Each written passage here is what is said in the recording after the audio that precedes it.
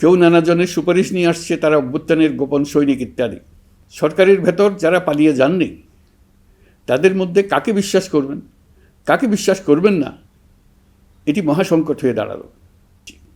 আমাদের প্রথম কাজ ছিল দেশকে সচল করা। এটি ছিল সবচেয়ে কঠিন কাজ। যারা দেশকে লুটে পুটে খেত তারাই দেশের এই যন্ত্র চালাতো। তাদের একান্ত অনুগত লোকজন নিয়ে অভ্যুত্থানের সঙ্গে সঙ্গে সবাই পালিয়ে গেছে। বড় কর্তা পালিয়েছে, মাঝারি কর্তা পালিয়েছে, অন্যরা ভোল পাল্টিয়েছে অথবা আত্মগোপনে চলে গেছে। কেউ নানাজনের সুপারিশ নিয়ে আসছে, তারা অভ্যুত্থানের গোপন সৈনিক ইত্যাদি। সরকারের ভেতর যারা পালিয়ে যাননি তাদের মধ্যে কাকে বিশ্বাস করবেন, কাকে বিশ্বাস করবেন না, এটি মহাসংকট হয়ে দাঁড়ালো। যতই মৃতদেহের অঙ্গ প্রত্যঙ্গবিহীন দেহের সন্ধান আসছিল ততই তারা চিহ্নিত হচ্ছিল। সেই থেকে 18 মাস চলে গেছে। অবশেষে 12ই ফেব্রুয়ারি আসলো। 1.5 যুগ পরে দেশে একটি জাতীয় নির্বাচন এবং ব্যাপক সাংবিধানিক পরিবর্তনের জন্য সর্বসম্মত জুলাই সনদের উপর গণভোট অনুষ্ঠান হলো।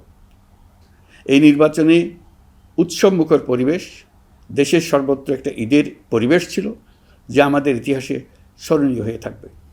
এই প্রতিদ্বন্দ্বিতামূলক নির্বাচনে যারা জয়ী হয়েছেন তাদের আমি অভিনন্দন জানাচ্ছি। যারা পরাজিত হয়েছেন তাদেরকেও আমি অভিনন্দন জানাচ্ছি। হার জিতেই হলো গণতন্ত্রের সৌন্দর্য। যারা জয়ী হয়েছেন তারা মোট ভোটের প্রায় অর্ধেক পেয়েছেন।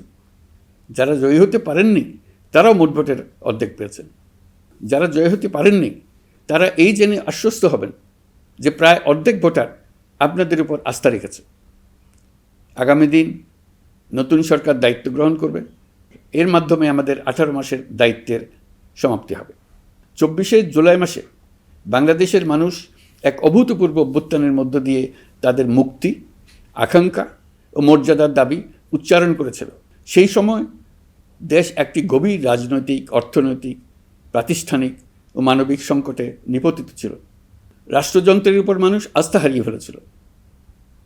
গণতন্ত্র হয়েছিল ধূলিসাৎ, ভবিষ্যৎ ছিল অনিশ্চিত।